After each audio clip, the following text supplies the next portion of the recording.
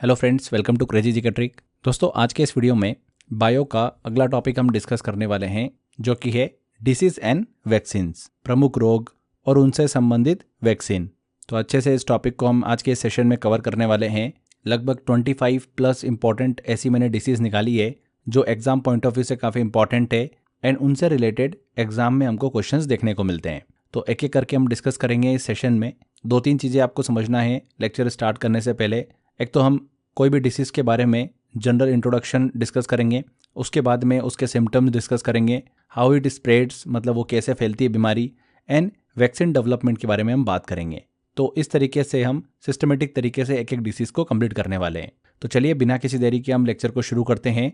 Last में हम important questions भी लगाएंगे कि इस टॉपिक से कैसे एग्जाम के अंदर क्वेश्चन हमको देखने को मिल रहे हैं। तो पहली डिसीज़ लेते हैं जो कि है लेप्रोसी। लेप्रोसी, इसे हिंदी में बोला जाता है कुष्ठ रोग। देखिए फ्रेंड्स, इसे हैंसेन रोग के नाम से भी जाना जाता है। ये एक बैक्टीरियल इन्फेक्शन होता है जो कि माइकोबैक्टीरियम लेप्री नाम के बैक्टीरिया के कारण फैलता है। अगर हम इस बीमारी के सिम्टम को डिस्कस करें तो इस बीमारी के दौरान त्वचा पर हल्के रंग के या फिर लाल धब्बे हमको देखने को मिलते हैं। हाथ पैर में कमजोरी और लकवा मतलब पैरालिसिस हमको देखने को मिल जाता है। त्वचा में गांठें या फिर सूजन देखने को मिलती है। बात करते हैं कि बीमारी कैसे फैलती है, तो लंबे समय तक इन्फेक्टेड पर्सन के संपर्क में आने से बीमारी फैलती है। संक्रमित व्यक्ति की छींक या फिर कफ या फिर सलाइवा लार के जरिए ये बीमारी फैलती है। कौन सी? लेप्रोसी बीमारी। बात करते हैं इसके वैक्सीन डेवलपमेंट के बारे में, तो माइकोबैक्टीरियम इंडिकस प्राणी नाम की एक वैक्सीन है जो इस बीमारी के लिए बनाई गई है। इसे भारत के डॉक्टर गुरु प्रसाद मेनन और उनकी टीम ने विकसित किया है। ये वैक्सीन 2016 में भारत में लॉन्च की गई थी। ठीक है, तो ये हमने डिस्कस किया पहली बीमारी को जो कि है लेप्रोसी। ध्यान रखिएगा, इस बीमारी से संबंधित जो वैक्सीन है उसका नाम क्या है? माइकोबैक्टीरियम इंडिकस प्राणी मतलब MIP वैक्सीन। ठीक है, नेक्स्ट डिसीज हम लेते हैं, ये है ट्यूबरक्लोसिस, टीबी, क्षय रोग जिसे बोला जाता है। टीबी की बात करें तो फ्रेंड्स, ये एक संक्रामक रोग है जो कि माइकोबैक्टीरियम ट्यूबरक्लोसिस नाम के बैक्टीरिया के कारण फैलता है। इसे यक्ष्मा या फिर काक रोग भी कहा जाता है। किसे? टीबी को। बात करते हैं कि बीमारी कैसे फैलती है, तो टीबी संक्रमित व्यक्ति के खांसने, छींकने और बोलने से निकलने वाली ड्रॉपलेट्स के जरिए बीमारी फैलती है। जब कोई स्वस्थ व्यक्ति इन ड्रॉपलेट्स बूंदों को सांस के जरिए अपने फेफड़ों में ले जाता है तो वह इस बीमारी से संक्रमित हो सकता है। तो इस तरीके से टीबी बीमारी जो है वो फैलती है। बात करते हैं कि अगर किसे टीबी हो जाता है तो उसमें किस तरीके के सिम्टम्स हमको देखने को मिलते हैं, लक्षण देखने को मिलते हैं।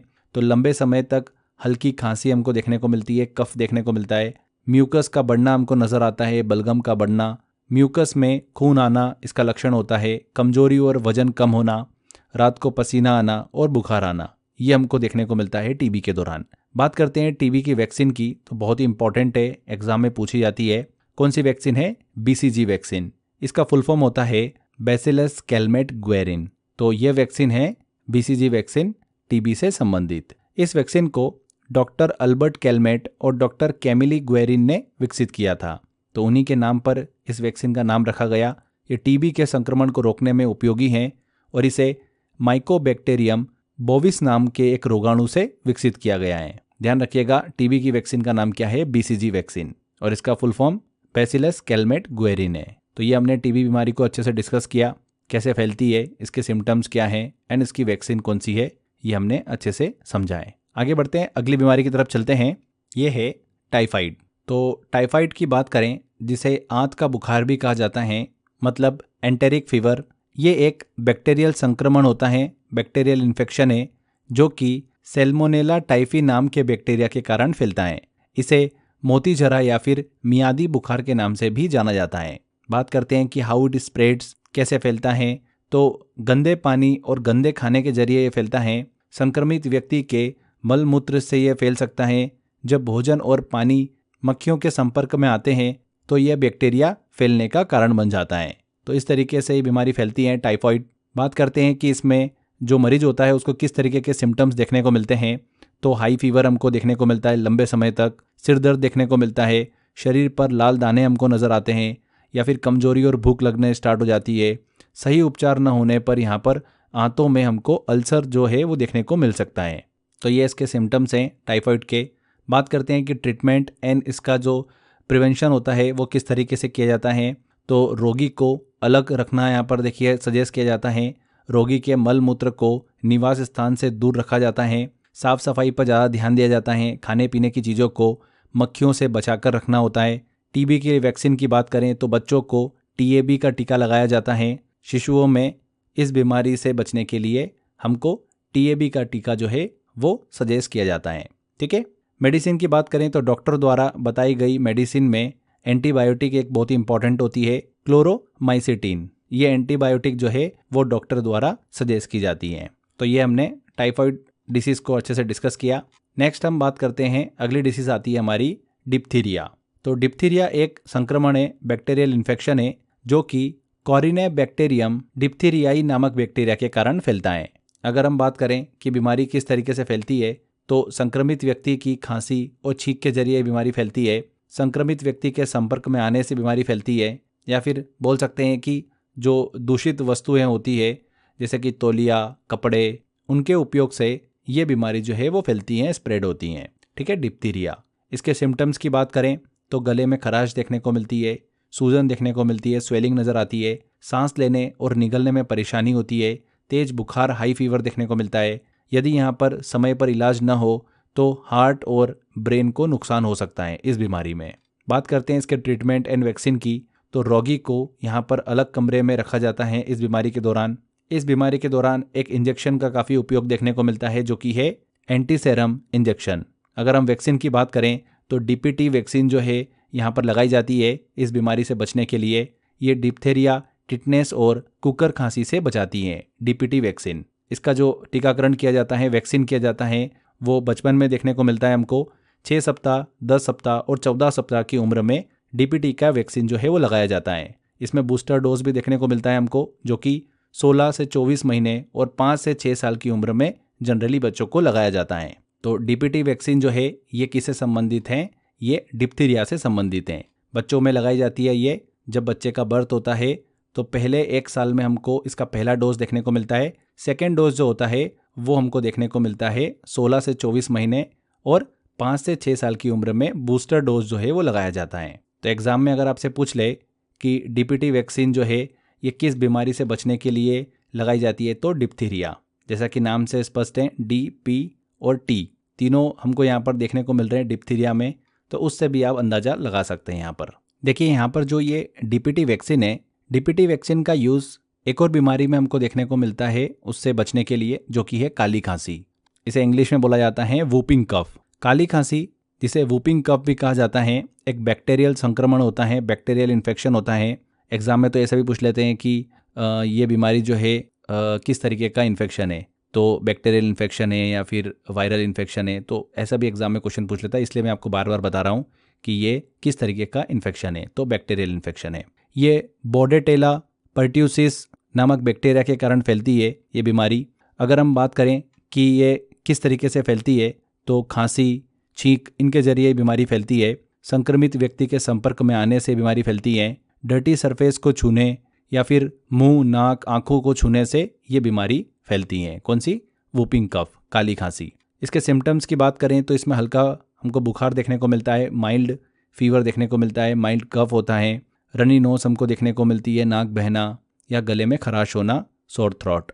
अगर हम गंभीर लक्षण की बात करें, ये बीमारी जब 3 सप्ताह या फिर उससे अधिक स्टेज में पहुंच जाती है तो लंबे समय तक चलने वाली खांसी हमको देखने को मिलती है। खांसी के दौरान तेज आवाज़ हमको सुनाई देती है, सांस लेने में परेशानी होना शुरू हो जाती है, उल्टी, थकावट, वजन कम होना शुरू हो जाता है। बात करते हैं इसके उपचार की और वैक्सीन की, तो डीपीटी वैक्सीन जो है इसके लिए सजेस्ट की जाती है। बचपन में डीपीटी वैक्सीन लगाई जाती है। डीपीटी का फुल फॉर्म क्या होता है? Diphtheria pertussis tetanus. ये डीपीटी वैक्सीन का फुल फॉर्म होता है। ये वैक्सीन जो होती है 3 बीमारियों के लिए काम करती है, डिप्थीरिया बीमारी के लिए, काली खांसी के लिए और टिटनेस से बचाने के लिए। एक साथ ये वैक्सीन जो है वो काम करती है। बच्चों को इस वैक्सीन के जरिए गंभीर संक्रमणों से बचाया जा सकता है। तो डीपीटी वैक्सीन जो है ये एक तरीके की मल्टीपर्पज़ वैक्सीन है। चलिए आगे बढ़ते हैं, अगली डिसीज डिस्कस करते हैं हम, जो कि है प्लेग। प्लेग, जिसे छुआछूत की बीमारी भी कहा जाता है, कॉन्टीजियस डिसीज भी कहते हैं, जो कि पास्चुरेला पेस्टिस नामक बैक्टीरिया के कारण फैलती हैं। इसे काली मौत, ब्लैक डेथ के नाम से भी जाना जाता है। आपको शायद ही पता होगा 1896 से लेकर 1907 के बीच में भारत में बॉम्बे में, जो कि अभी मुंबई है, वहां पर प्लेग महामारी ने लाखों लोगों की जान ली थी उस समय में। इसे ब्लैक डेथ, काली मौत के नाम से भी जाना गया क्योंकि इस महामारी ने पूरे भारत में भय फैला दिया था। उसके बाद में कई सफाई अभियान और चूहों के नियंत्रण के बाद में बड़े पैमाने पर इस बीमारी से बचने के लिए कदम उठाए गए थे। तो चलिए अब इससे रिलेटेड थोड़ा सा इन्फॉर्मेशन कवर करते हैं। अभी हमने डिस्कस किया कि प्लेग बीमारी जो है ये पास्चुरेला पेस्टिस नामक बैक्टीरिया होता है, उसके कारण फैलती है। बात करते हैं कि ऐसे फैलती है बीमारी ये, हाउ इट स्प्रेड्स। तो चूहे जो होते हैं और गिलहरियां जो होती है उनमें पाए जाने वाले पिस्सू के काटने से ये बीमारी फैलती है। संक्रमित व्यक्ति की खांसी और छींक से ये बीमारी फैलती है। यहाँ पर हमने पिस्सू की बात करी तो पिस्सू बहुत ही छोटे बिना पंख वाले इंसेक्ट्स होते हैं, कीट होते हैं, जो कि जानवरों और मनुष्यों का खून चूसकर जीवित रहते हैं। ये मुख्य रूप से चूहों, गिलहरियों, इन जानवरों पर पाए जाते हैं। पिस्सू की बहुत ही खास बात होती है कि ये बहुत छोटे होते हैं, लगभग 1-2 मिलीमीटर के होते हैं और इन्हें बिना माइक्रोस्कोप के देख पाना बहुत ही मुश्किल होता है। आमतौर पर इनका रंग जो होता है वो भूरा या फिर काला होता है। पिस्सू जो होते हैं ये अंडे दे सकते हैं और गर्म और गंदगी भरे स्थानों में तेजी से बढ़ते हैं। बेसिकली ये जानवरों के फर जो होते हैं उनमें छिपकर रहते हैं। पिस्सू के काटने से प्लेग जैसी गंभीर बीमारियां फैल सकती हैं। जब ये संक्रमित जानवरों जैसे कि चूहे या फिर गिलहरी का खून चूसते हैं और फिर इंसानों को काटते हैं तो बैक्टीरिया जो होता है वो इंसानों में प्रवेश कर जाता है। तो यहाँ पर आपको समझ में आ गया होगा, कोई डाउट नहीं रहा होगा कि हम पिस्सू की बात कर रहे हैं तो ये क्या है। बात करते हैं प्लेग के सिम्टम्स की कि अगर किसी को प्लेग हो जाता है तो क्या सिम्टम्स हमको देखने को मिलते हैं। ठंड लगकर तेज बुखार नजर आता है, शरीर पर गांठें निकलना शुरू हो जाती है, शरीर पर रंग जो होता है वो काला पड़ना शुरू हो जाता है। इसी वजह से इस बीमारी को काली मौत भी कहा जाता है, ब्लैक डेथ भी कहा जाता है।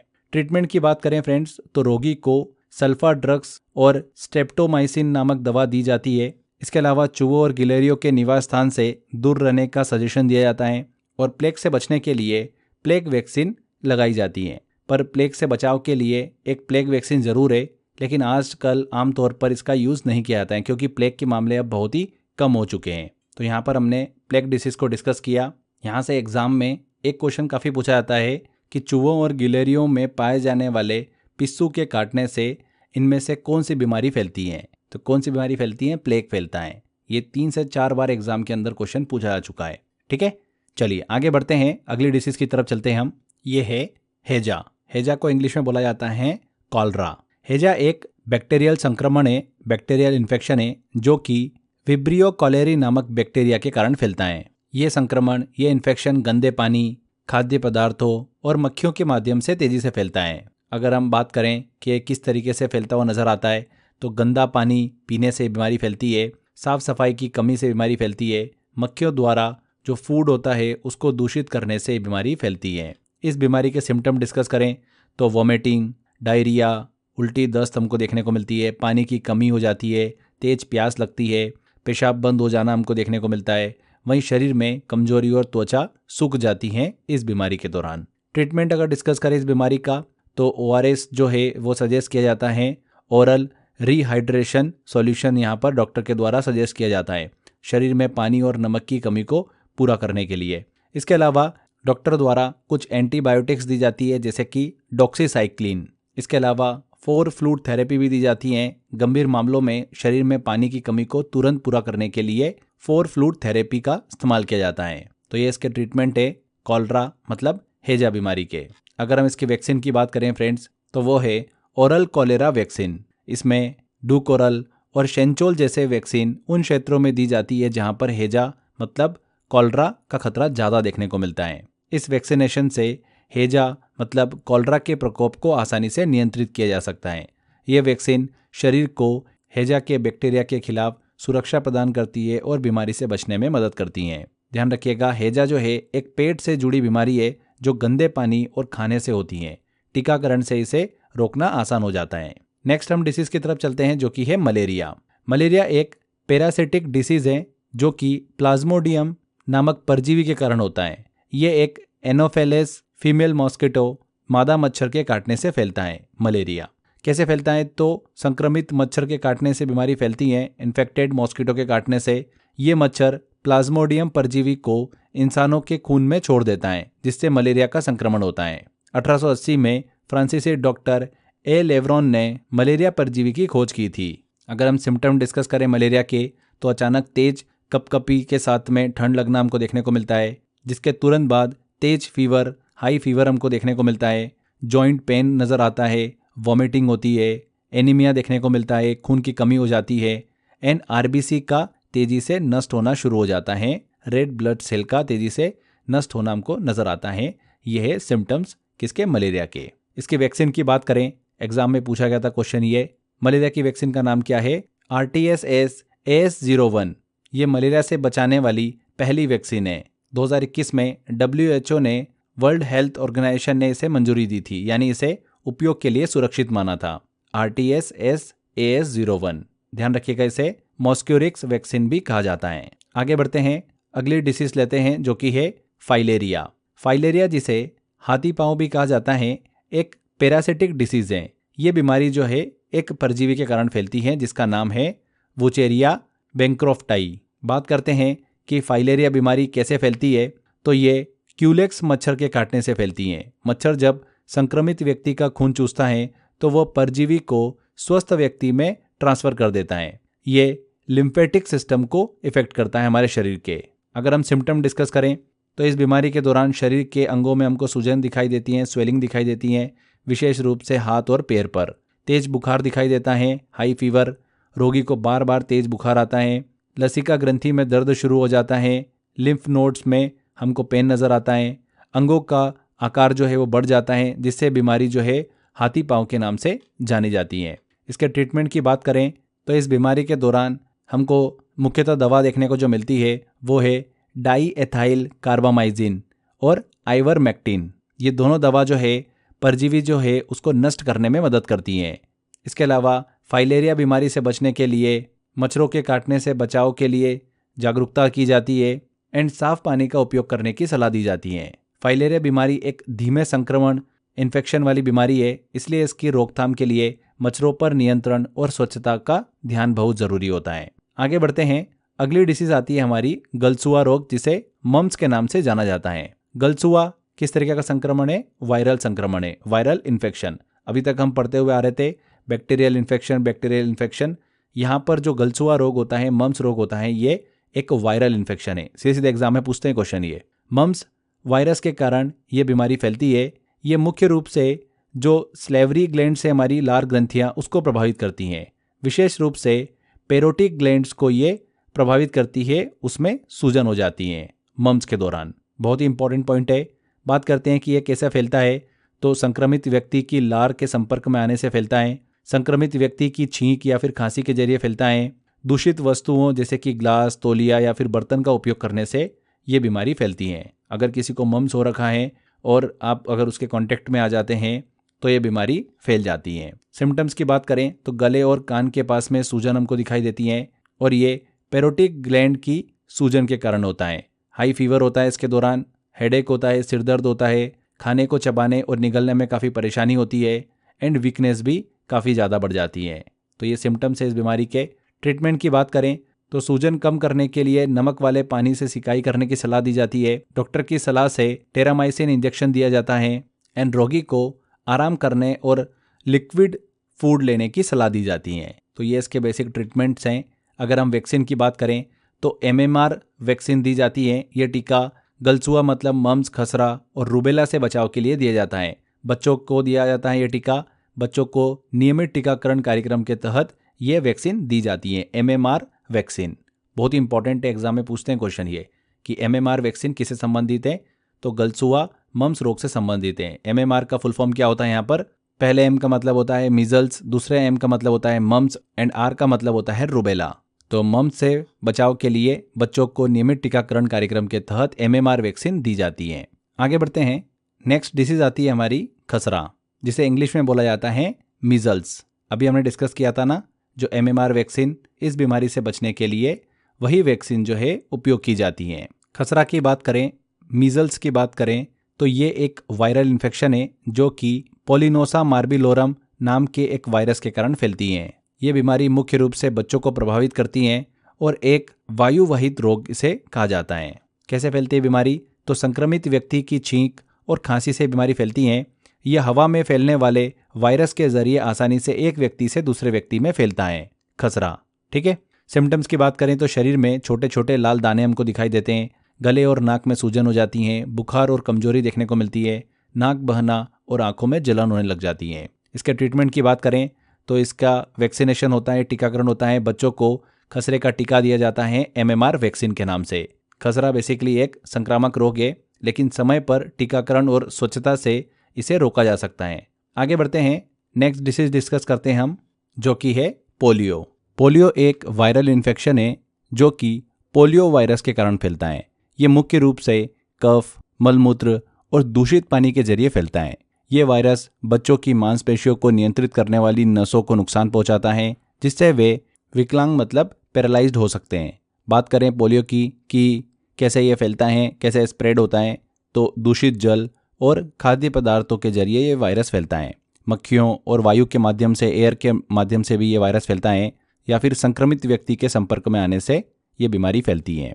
इसके सिम्टम डिस्कस करें तो फीवर देखने को मिलता है, हेडेक होता है, मांसपेशियों का सिकुड़ना नजर आता है। गंभीर मामले में बच्चे विकलांग हो सकते हैं और थकावट भी महसूस होती है। इस बीमारी के ट्रीटमेंट की बात करें तो पोलियो का कोई भी इलाज नहीं है, लेकिन लक्षणों को मैनेज किया जा सकता है। इसके सावधानी बरती जा सकती है कि बच्चों को गंदे स्थानों पर खेलने से बचाया जाए, नियमित पोलियो ड्रॉप्स पिलाई जाए। ये इसके कुछ ट्रीटमेंट है जो कि फॉलो करने होते हैं। वैक्सीनेशन होता है इसका पोलियो से रिलेटेड, OPV वैक्सीन बोलते हैं उसको, oral polio vaccine. Doctor Albert robin ने 1961 में इसे विकसित किया था। यह वैक्सीन मुंह के जरिए मतलब ओरल फॉर्म में दी जाती है। इसके अलावा IPV वैक्सीनेशन भी होता है, inactivated polio vaccine. Doctor Jonas Salk ने 1952 में इसे विकसित किया था। यह वैक्सीन इंजेक्शन के द्वारा दी जाती हैं। इसमें मारे गए मतलब इनएक्टिवेटेड पोलियो वायरस का उपयोग किया जाता है वैक्सीनेशन के दौरान।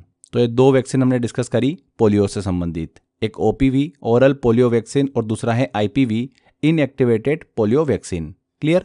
चलिए आगे बढ़ते हैं, अगली डिसीज डिस्कस करते हैं जो कि है रेबीज। रेबीज भी एक वायरल इन्फेक्शन है, वायरल संक्रमण है जो कि संक्रमित जानवर जैसे कि पागल कुत्ते या फिर बिल्ली के काटने या फिर खरोच से फैलता है। ये बीमारी मुख्य रूप से सेंट्रल नर्वस सिस्टम को प्रभावित कर देती है और इसके कारण गंभीर स्थिति में मृत्यु का कारण भी बन सकती है।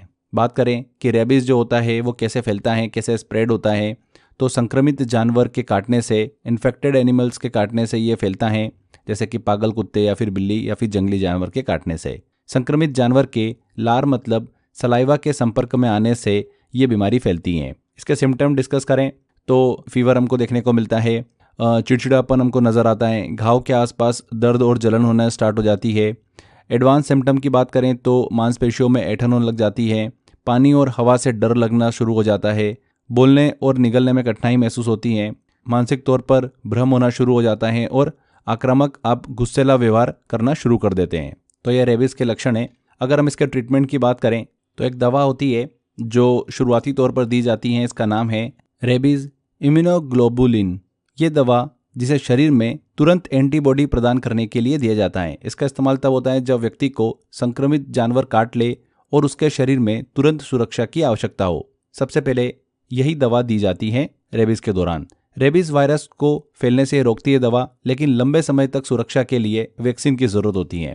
इसके बाद में अगला ट्रीटमेंट अगर हम बात करें तो रेबीज वैक्सीन दी जाती है। ये वैक्सीन जो होती है व्यक्ति के शरीर को खुद एंटीबॉडी बनाने के लिए प्रेरित करती है। वैक्सीन को संक्रमण के बाद और इम्यूनोग्लोबुलिन के साथ दिया जाता है। रेबीज वैक्सीन की बात कर रहे हैं तो इसकी खोज किसने करी थी? लुई पाश्चर ने इसकी खोज करी थी। लुई पाश्चर और एमिल रॉक्स के द्वारा इसकी खोज की गई थी 1885 में। तो ये हमने रेबीज डिसीज को अच्छे से डिस्कस किया। आगे बढ़ते हैं, अगली डिसीज डिस्कस करते हैं जो कि इंपॉर्टेंट है काफ़ी, हेपेटाइटिस। हेपेटाइटिस की बात करें तो एक लीवर संबंधित बीमारी है, लीवर डिसीज है ये, जो कि हेपेटाइटिस वायरस के संक्रमण के कारण होती है। इस बीमारी में लीवर सही तरीके से काम नहीं कर पाता है, जिससे खून में बाइल जो होता है, पित्त, उसकी मात्रा बढ़ जाती है और आमतौर पर पीलिया मतलब जॉइंडिस के नाम से भी ये जाना जाता है हेपेटाइटिस। बात करते हैं कि ये कैसे फैलता है, तो हेपेटाइटिस A और हेपेटाइटिस B दो तरीके से ये स्प्रेड होता है। हेपेटाइटिस A की बात करें तो दूषित पानी या भोजन के माध्यम से फैलता है। और दूसरा हेपेटाइटिस बी जो है ये संक्रमित व्यक्ति के खून या फिर शरीर के जो तरल पदार्थ होते हैं, फ्लूइड्स होते हैं, उसके जरिए ये फैलता है। इसके अलावा जो असुरक्षित सुई होती है, नीडल्स होती है, या फिर रक्त संक्रमण होता है, उसके जरिए ये हेपेटाइटिस बी फैलता है। अगर हम इसके लक्षण डिस्कस करें, सिम्टम डिस्कस करें इस बीमारी के, तो हमको देखने को मिलते हैं त्वचा और आंखों का पीलापन, पेशाब का पीला होना, पेट दर्द और उल्टी होना, कमजोरी और भूख की कमी होना, हल्का हल्का बुखार दिखाई देना एंड थकावट महसूस होना, ये इसके सिम्टम होते हैं। बात करते हैं ट्रीटमेंट की, तो इस बीमारी के दौरान रेस्ट करने की सलाह दी जाती है पूरी तरीके से। दवाई की बात करें तो लीवर में गामा ग्लोबुलिन का इंजेक्शन दिया जाता है। खाने में बात करें तो दही, गन्ने का रस, बिना तेल की हरी सब्जियां, ये सब खाने की सलाह दी जाती हैं। एंड जो लीकर होता है, शराब होता है या फिर जंक फूड, उससे दूर रहने की आपको सलाह दी जाती है। बात करते हैं इसके टाइप की, तो 2 तरीके का होता है हेपेटाइटिस ए और हेपेटाइटिस बी। तो इसको भी थोड़ा हम डिस्कस कर लेते हैं। हेपेटाइटिस ए की बात करें तो ये लीवर को प्रभावित करने वाली वायरल बीमारी है। हेपेटाइटिस ए वायरस के कारण ये फैलती है। अगर हम इसके वैक्सीन की बात करें तो हैवरिक्स नाम की एक वैक्सीन है जो हेपेटाइटिस ए से बचाव के लिए इस्तेमाल की जाती है। इसके अलावा वाक्टा भी एक प्रकार की वैक्सीन है जो कि हेपेटाइटिस ए से बचाव के लिए यूज़ की जाती हैं। ये जो वैक्सीन होती है शरीर को वायरल से लड़ने के लिए एंटीबॉडी बनाने में मदद करती हैं। हेपेटाइटिस बी की बात करें तो ये भी लीवर को प्रभावित करने वाली एक गंभीर वायरल बीमारी है। हेपेटाइटिस बी वायरस HBV के कारण ये फैलती है। संक्रमित व्यक्ति के खून, ब्लड या फिर शरीर के जो तरल पदार्थ होते हैं उससे ये बीमारी फैलती है। इसकी वैक्सीन बात करें तो वो है रिकॉम्बिवैक्स HB। यह हेपेटाइटिस बी से बचाने के लिए दी जाती है। इसके अलावा एंजरिक्स बी हेपेटाइटिस बी के लिए एक और वैक्सीन है जो वायरल के खिलाफ सुरक्षा हमको प्रदान करती है। तो ये हमने हेपेटाइटिस बीमारी को अच्छे से डिस्कस किया। एग्जाम में तो सीधे पूछ लेते हैं कि इनमें से कौन सी बीमारी लीवर को प्रभावित करती है, और 4 ऑप्शन दे देंगे, उसमें से एक हेपेटाइटिस होगा।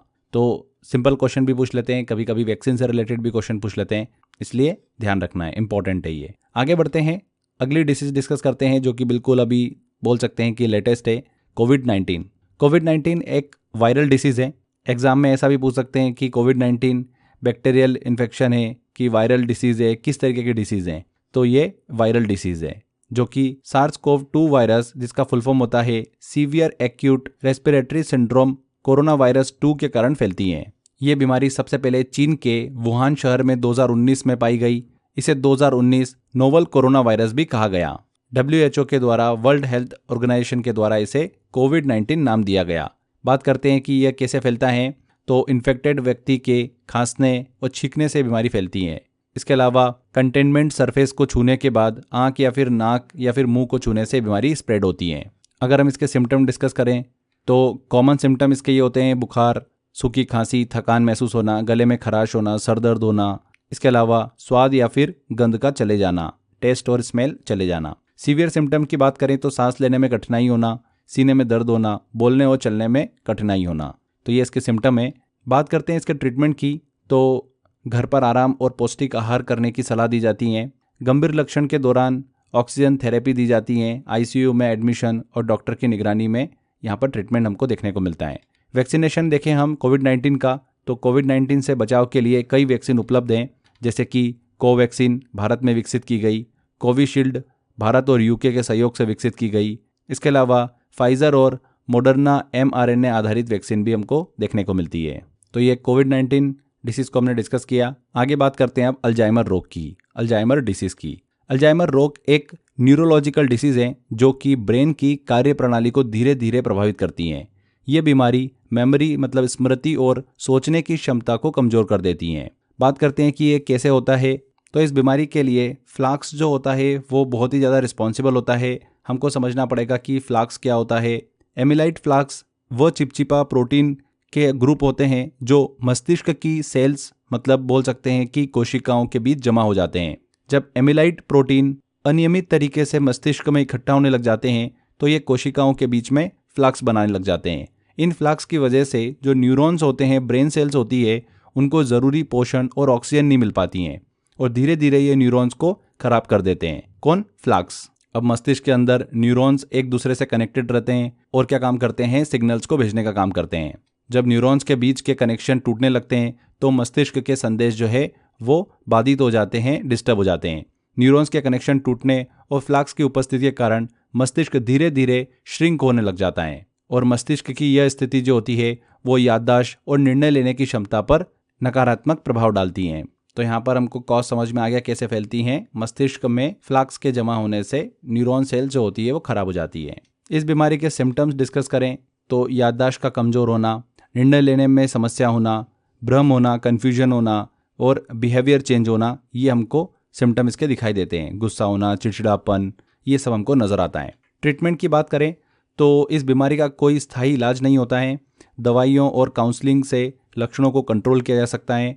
मस्तिष्क के व्यायाम, ब्रेन एक्टिविटी के जरिए इस बीमारी को ठीक किया जाता है, इसको ट्रीट किया जाता है। तो ये हमने अल्जाइमर रोग को डिस्कस किया। आगे बढ़ते हैं, अब बात करते हैं डेंगू की। डेंगू भी एक प्रकार की वायरल डिसीज़ है, वायरल रोग है, जो कि मादा एडिस एजिप्टी मच्छर के काटने से होता है।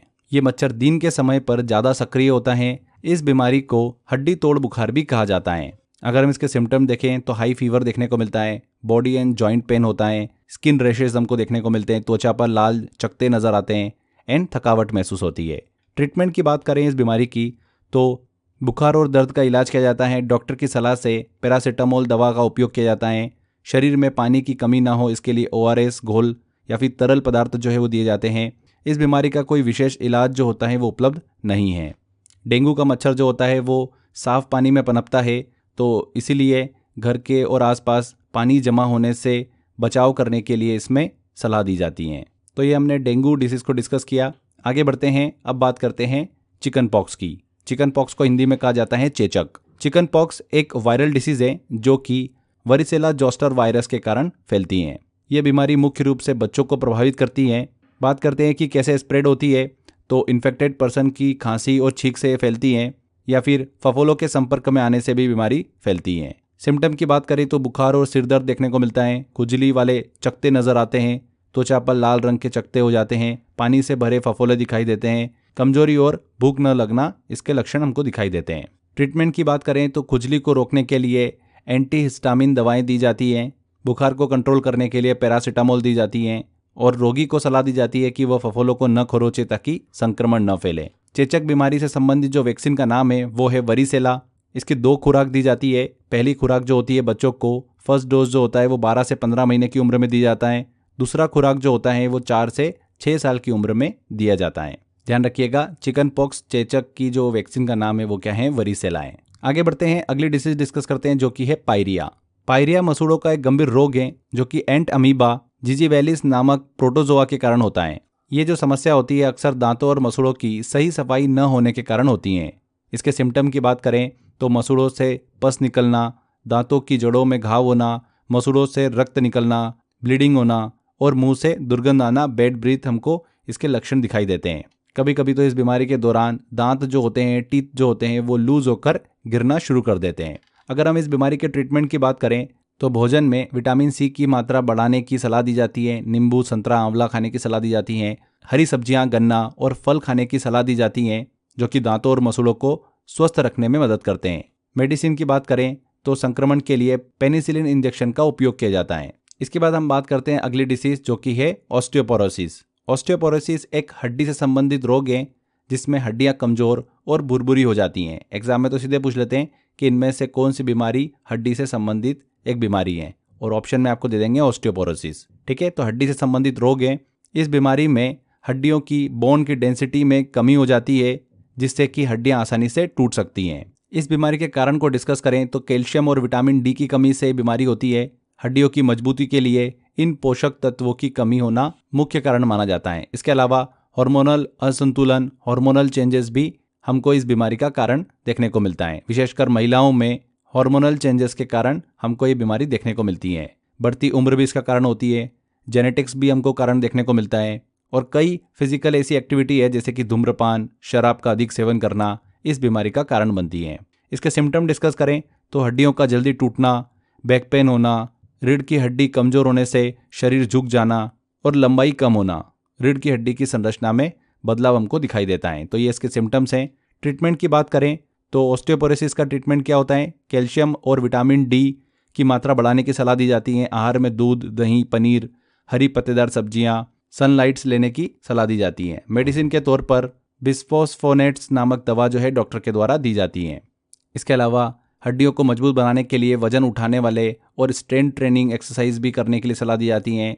धूम्रपान और शराब से बचने की सलाह दी जाती है। नेक्स्ट हम डिसीज डिस्कस करते हैं अब बेरीबेरी। बेरीबेरी एक बोल सकते हैं कि पोषण संबंधी रोग है जो कि विटामिन B1 थायमिन की कमी के कारण होता है।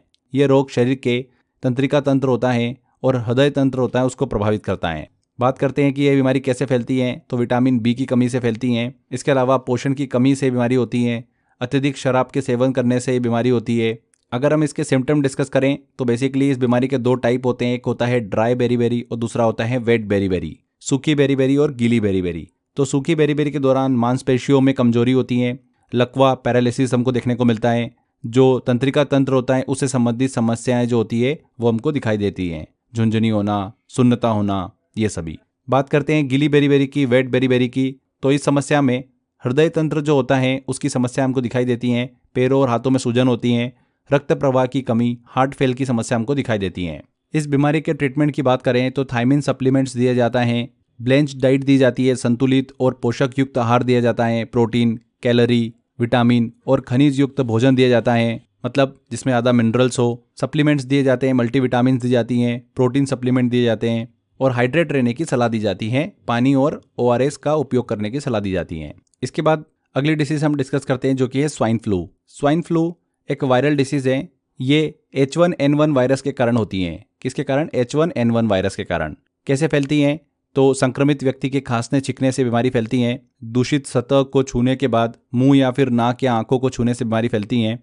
इसके सिम्टम डिस्कस करें तो फीवर, कफ, सोर थ्रोट, मसल पेन, थकावट, सिर दर्द, ये सिम्टम हमको दिखाई देते हैं। अगर हम ट्रीटमेंट डिस्कस करें तो एंटीवायरल दवाएं दी जाती है जैसे कि ओसेल्टामिविर। इस बीमारी के दौरान आराम और हाइड्रेशन रखने की सलाह दी जाती है, अधिक पानी पीने की सलाह दी जाती है। इसके बाद हम बात करते हैं, नेक्स्ट डिसीज आती है हमारी बर्ड फ्लू। बर्ड फ्लू जो होती है ये भी वायरल इन्फेक्शन है जो कि H5N1 वायरस के कारण होती है। बात करते हैं कैसे फैलती है, तो संक्रमित पक्षियों के संपर्क में आने से बीमारी फैलती है। संक्रमित पक्षियों के मल या फिर स्त्राव से ये बीमारी फैलती हैं। सिम्टम डिस्कस करें तो हाई फीवर देखने को मिलता है, कफ, डिफिकल्टी होती है ब्रीथिंग में, गले में दर्द होता है और कमजोरी हमको देखने को मिलती है। ट्रीटमेंट की बात करें, ओसेल्टामिविर यहाँ पर दवा का उपयोग किया जाता है। गंभीर मामले में ऑक्सीजन थेरेपी भी दी जाती है। संक्रमित पक्षियों से दूरी बनाने की सलाह दी जाती है। इसके बाद हम अगली डिसीज डिस्कस करते हैं जो कि है स्कर्वी। स्कर्वी जो बीमारी है विटामिन C की कमी से होने वाली एक बीमारी है। विटामिन C, इसका देखिए रासायनिक नाम क्या है, एस्कॉर्बिक एसिड। विटामिन C शरीर में कोलेजन का निर्माण करने में मदद करता है जो घावों को भरने और टिश्यू को स्वस्थ बनाए रखने में आवश्यक होता है। स्कर्वी बीमारी के सिम्टम डिस्कस करें तो मसूड़ों से खून आना, सूजन होना, कमजोरी और थकावट होना, चोट लगने पर घाव जो होता है वो धीरे धीरे भरना, स्किन रैशेज होना, हड्डियों और जोड़ों में दर्द होना, ये इसके सिम्टम होते हैं। ट्रीटमेंट की बात करें तो विटामिन C युक्त आहार लेने की सलाह दी जाती है। खट्टे फल, संतरा, नींबू, पालक, ब्रोकली, अमरूद, आंवला, ये सब खाने की सलाह दी जाती है। इसके अलावा डॉक्टर की सलाह से विटामिन C की गोलियां भी दी जाती हैं। तो यहाँ पर फ्रेंड्स ये हमने लगभग 25+ इंपॉर्टेंट डिसीज को डिस्कस किया। हर एक बीमारी के बारे में बेसिक डिटेल, उसके सिम्टम्स एंड ट्रीटमेंट के बारे में हमने यहाँ पर इन्फॉर्मेशन कवर करी है। आई होप आपने ध्यान से देखा होगा वीडियो को। चलिए आगे बढ़ते हैं और एक टेस्ट लगाते हैं इस टॉपिक से किस तरीके के क्वेश्चंस हमको एग्जाम में देखने को मिलते हैं। कुछ क्वेश्चंस लेते हैं। पहला क्वेश्चन है, लेप्रोसी को किस अन्य नाम से जाना जाता है? कुष्ठ रोग जो होता है इसे हैंसेन रोग के नाम से जाना जाता है। टीबी को रोकने के लिए किस वैक्सीन का उपयोग किया जाता है? तो BCG वैक्सीन का उपयोग किया जाता है टीबी के लिए। डिप्थीरिया रोग किस बैक्टीरिया के कारण होता है? तो डिप्थीरिया रोग जो है ये कोरिनेबैक्टीरियम डिप्थीरिया के कारण होता है। मलेरिया रोग के लिए WHO द्वारा 2021 में मंजूरी दी गई पहली वैक्सीन कौन सी है? तो RTS-AS01। A answer. टाइफाइड रोग का कारण कौन सा बैक्टीरिया होता है? तो साल्मोनेला टाइफी। हैजा किस बैक्टीरिया के कारण होता है? हैजा होता है वाइब्रियो कोलेरी के द्वारा। पोलियो वैक्सीन के इंजेक्शन रूप IPV को किसने विकसित किया था? तो जोनास साल्क ने इस IPV को विकसित किया था। गलसुआ को रोकने के लिए किस वैक्सीन का उपयोग किया जाता है? तो MMR वैक्सीन का उपयोग किया जाता है मम्स के लिए। रेबिस का पहला टीका किसने विकसित किया था? तो लुई पाश्चर के द्वारा विकसित किया गया था रेबिस का पहला टीका। लास्ट क्वेश्चन लेते हैं, विटामिन C की कमी से कौन सी बीमारी होती है? तो विटामिन C की कमी से होती है स्कर्वी। तो देखिए इस तरीके से क्वेश्चंस एग्जाम में पूछे जाते हैं इस टॉपिक से रिलेटेड। आई होप आपने सारे क्वेश्चन सॉल्व कर लिए होंगे। और भी क्वेश्चंस मैंने टेस्ट वाले सेक्शन में दे रखे हैं, अच्छे से टेस्ट की प्रैक्टिस करिए। यहाँ पर हमारा ये टॉपिक कंप्लीट होता है। डिसीज वाला काफ़ी इंपॉर्टेंट टॉपिक है, अक्सर एग्जाम में क्वेश्चन यहाँ से पूछे जाते हैं। तो यहाँ पर हमारा वीडियो कंप्लीट होता है। अच्छे से मेहनत करते रहिए, लगे रहिए दोस्तों, 100% आपको सफलता मिलेगी। Thank you.